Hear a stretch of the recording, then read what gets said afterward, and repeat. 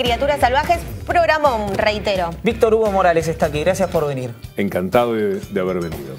Víctor Hugo, vamos a arrancar ya rápidamente con lo que es tu libro Mentime que me gusta, que estamos viendo aquí en pantalla.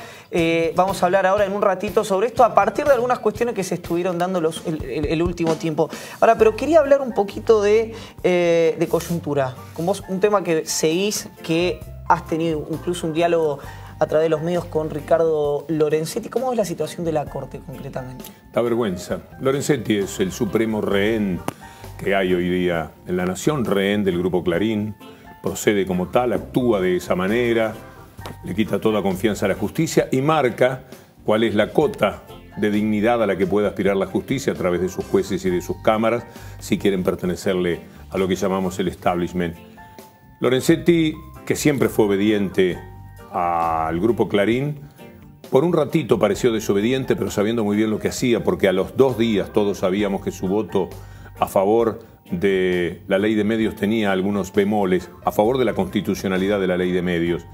Pero lo que firmó el 29 de octubre del 2013 determinó que en diciembre de ese mismo año, muy pocas semanas después, el grupo lo atacara de la peor manera. El mismo grupo que lo había ensalzado y lo había convertido en el gran republicano, en un presidenciable, en un hombre que estaba entre la presidenta y el Papa, en la importancia de los argentinos hoy día, lo denostó y lo convirtió en un vulgar delincuente de provincia, acusándolo de historias que uno no sabrá nunca o no se investiga lo suficiente si son ciertas o no en Rafaela, con el PAMI y todo lo demás. Pero fue Clarín el que lo denunció como un vulgar delincuente, un ladrón, un coimero, un hombre que había procedido de la peor manera. Se asustó muchísimo Lorenzetti en el primer momento, a su vez a Mañeto lo convencieron de no destruirlo definitivamente y ahí pusieron un límite. El límite es que Lorenzetti no se puede meter nunca más contra lo establecido y es la medida muy baja de lo que es el nivel de la justicia en la Argentina. ¿Crees que los ataques que ha habido ahora contra Horacio Berbisky, contra el director del CELS, tienen que ver con las investigaciones que él llevó adelante contra la Corte? Tiene que ver con que todo lo que se les oponga, todo lo que esté enfrente, y Berbisky lo está de la manera más respetable que un periodista puede estar visibilizado, que es con pruebas, con argumentos, con las mejores notas que domingo a domingo uno pueda leer, yo creo que en el mundo entero. Ni ninguna duda en el mundo que habla nuestro idioma. Notas extraordinarias, llenas de datos probados, escritas en una hilación, episodios que te conmociona, te emociona y es una clase de periodismo en cada una de esas notas. A ese hombre, como a tantos otros que pueden estar enfrente, pero particularmente a él, es bueno intentar destruirlo.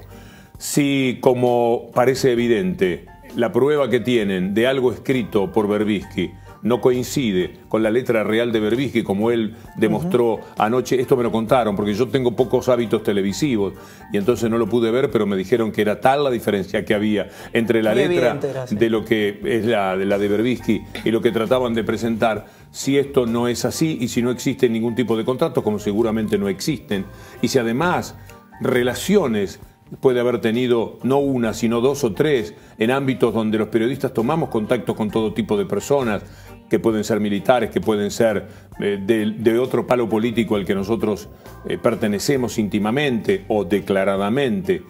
Me parece que esto no tiene manera de prosperar, pero ellos consiguen que lo que dicen se convierta por un rato, por un tiempo, en una verdad, entre comillas, muy difícil de pulverizar, porque se lo dicen a muchísima más gente a la que Berbisky pueda llegar con su refutación. En estos casos hay que esperar que el tiempo vaya teniendo una respuesta para que separe lo que es bueno de lo que es malo y dé una respuesta definitiva. Pero para eso falta tiempo y seguramente Berbisky en estos momentos tiene que vivir con la mirada de algún torpe, algún tonto, alguno que se informa mal o que dice mentime que me gusta, porque esas personas, si lo encuentran a mano, alguno de ellos lo puede intentar hacer sentir mal.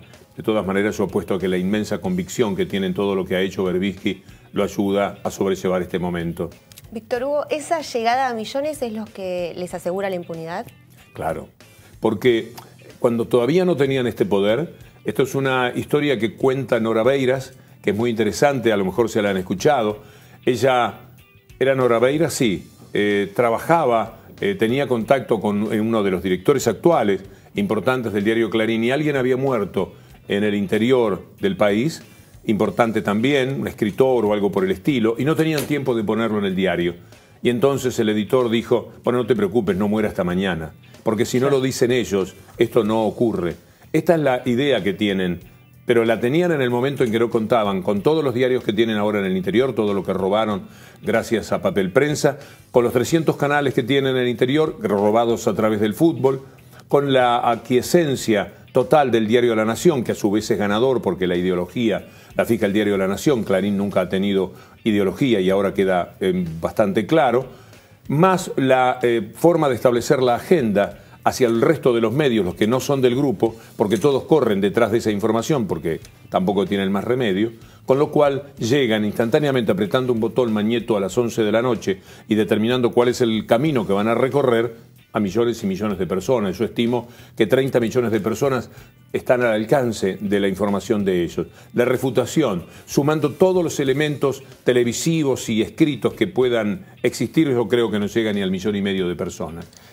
Hace 2 años más o menos, un periodista muy importante de La Nación, obviamente no vamos a decir quién, me dijo, el kirchnerismo hizo algo que fue pelear contra Clarín, no va a poder, entre comillas, destruir a Clarín, y eso va a hacer que Clarín salga más fortalecido y eso nos perjudique a todos. Me pareció una lectura que no la esperaba desde La Nación. ¿Compartís eso? ¿Crees que estos locos que están ahora en el gobierno o esta locura de la cruzada contra Clarín va a continuar en un próximo gobierno o ya está? Se termina el 10 de diciembre de este año.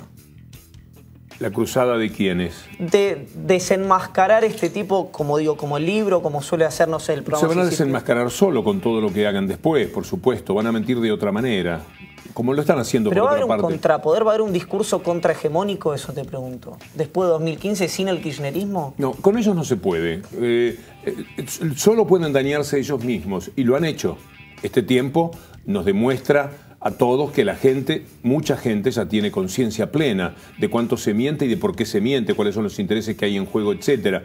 Yo creo que una buena parte de la población tiene... Mientras hay algunos que dicen mentime que me gusta, hay un sector valioso que ya sabe que cuando lee estos diarios tiene que levantar las defensas y chequear la información. Aquello que antes hacía el medio, chequear la información para después dársela a la gente, ahora tiene la obligación de hacerlo el lector o el telespectador. Sí. Ayer Cristina hablaba de una sociedad empoderada. Digo, para hacer la lectura mediática, también la sociedad está empoderada, digo, de acá a un futuro. Como decía Iván, después del 10 de diciembre no sabemos quién viene, pero Clarín va a seguir estando. La sociedad está mucho más lúcida, tiene un conocimiento más pleno de lo que ocurre. Estos años, a partir de la ley de medios, han sido formidables para todos. Ustedes que son tan jóvenes tienen mucha suerte, porque a ustedes les ha llegado en una etapa muy interesante saber la distancia que hay entre el poder real y el poder político. Mi generación jamás pensó en esto. Lo sabía de otra manera, pero no lo ponía en práctica, porque además el poder político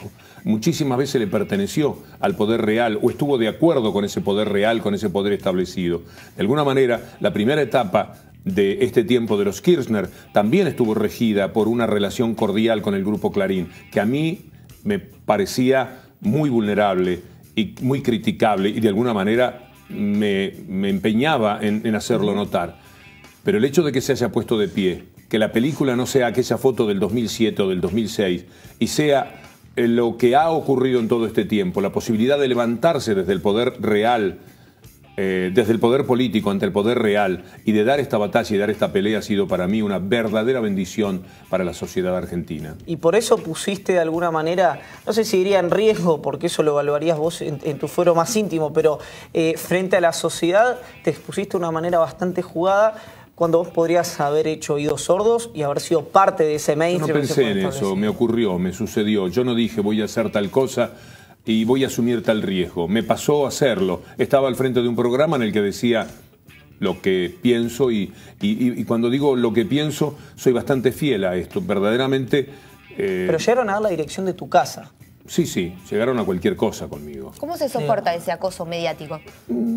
La piel se va engrosando, sufrís un poco, hay mucha contención de la gente que termina siendo la que verdaderamente te importa y que no cree y que ya está más lúcida y que está más preparada.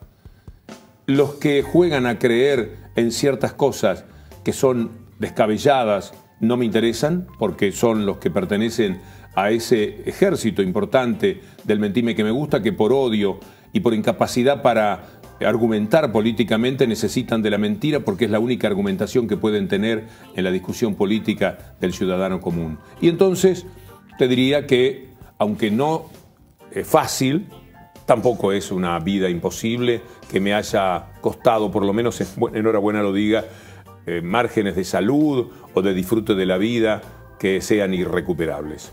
¿Ves que se empobreció en general? Esto yo lo discutía con un amigo, que el kirchnerismo creo que consciente o inconscientemente empobreció al periodismo en general. No solo Clarín, Nación o algunos, porque aparte hay grandes periodistas, digamos, como trabajadores de prensa. ¿Te parece eso? ¿Vos lees algo en particular que te gusta?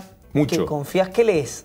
Página 12, Tiempo, las opiniones que dan, Miradas al Sur, fundamentalmente estos medios. Yo creo que ahí hay... ¿De La Nación no rescatas nada? De La Nación, lo bien que escriben algunos, lo serio que han tratado de ser en el tema Nisman, claro, casi desde el primer momento, sobre todo con la parte que hace a la muerte de Nisman.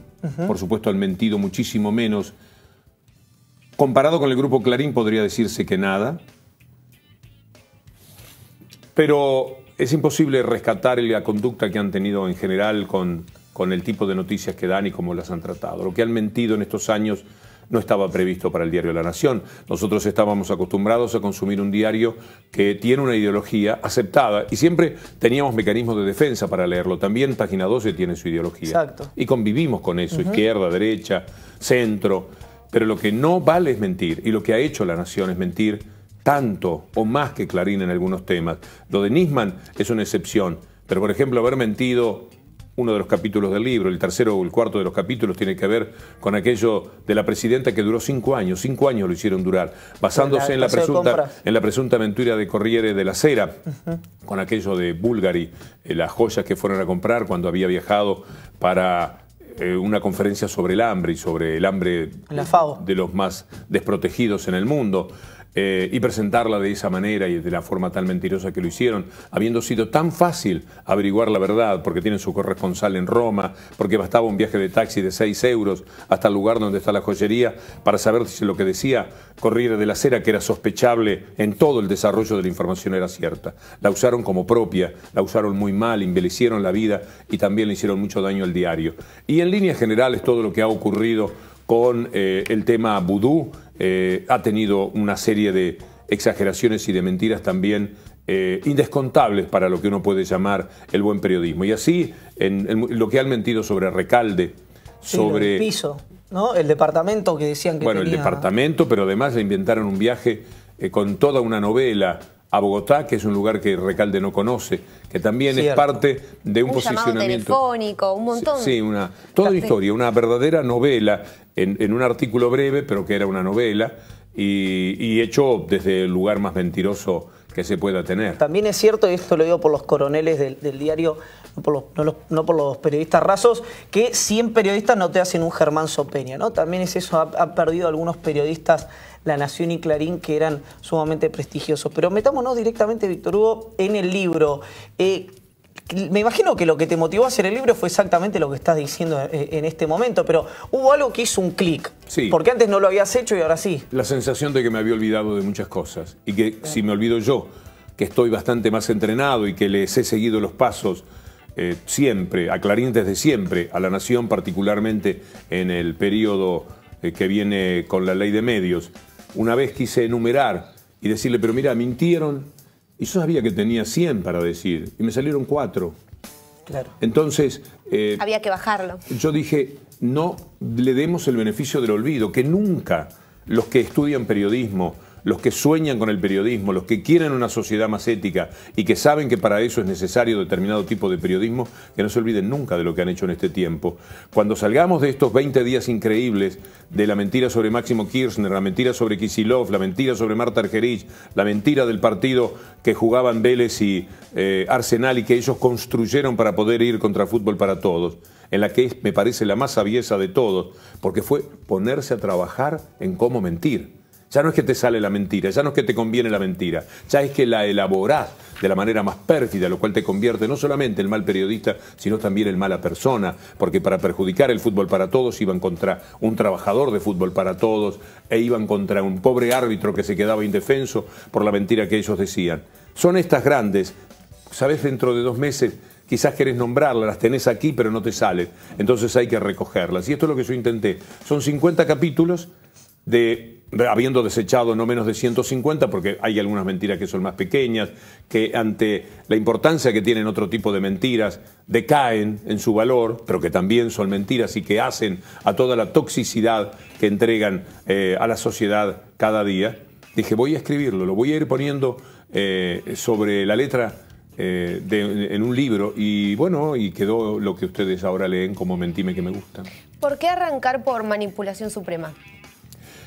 ¿Algo en especial? Digo, porque parecía visionario. Justo presentaste el libro. Bueno, el libro está terminado hace 2 RR. meses, porque me parece que Lorenzetti es una medida exacta de la capacidad que ellos tienen para mentir, la forma de mentir. Durante años lo consideraron, lo hicieron ver como un prohombre de la patria, como el gran republicano, como el ser tutelar del sentido de la justicia que había en el país. Cuando les dio contra, tan brevemente como lo hizo, lo convirtieron en un delincuente. Con lo cual es una demostración de cuánto mintieron antes o de cuánto mintieron después, porque lo que se sabe por parte de Clarín de Lorenzetti, o lo que se cree saber, para hablar más correctamente, lo sabíamos o lo creíamos muchísimo.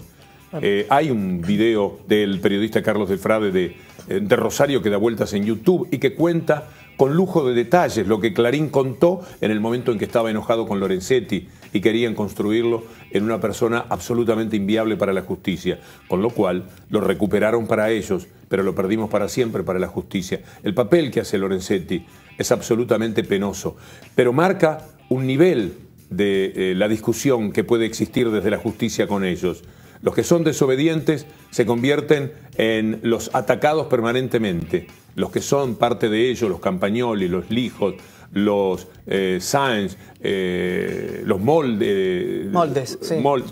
Todos ellos son los hombres de la justicia. En general, todos aquellos que iban tristemente con esa pancarta que llevaban el día del 18F, mintiéndole a toda la sociedad con la aquiescencia de los medios de comunicación, que se había cometido el crimen más espantoso, el crimen del Estado, que una presidenta enojada porque le habían hecho una denuncia, manda a los 4 días a alguien a matar a esa persona, a matar a ese fiscal, no faltando el que a lo mejor hasta piensa que lo había hecho a título personal. Las fantasías que han dicho.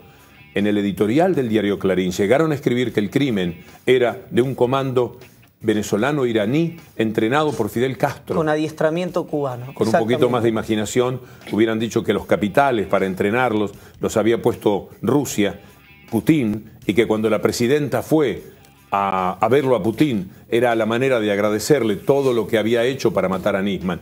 Son muchísimo peor de lo que parecen por la mentira, porque hacer esto, periodistas que han tenido su renombre y su respeto, haber transitado por esto tan solo porque ellos necesitan que sea un homicidio, que sea un crimen, lo que claramente es un suicidio, para quien quiera hacer un análisis que sea consecuente con la mínima inteligencia, haber procedido de esa forma, haber avanzado bajo la lluvia, dramáticos y heroicos, llevando esa pancarta de yo soy Nisman, o no más impunidad, no sé qué decían, con la gente gritando bajo los paraguas, asesina, asesina. Yo creo que es el episodio más dramático de la historia de este país, más vergonzoso para el periodismo y más claro para demostrar la putrefacción que existe en el mundo de la justicia.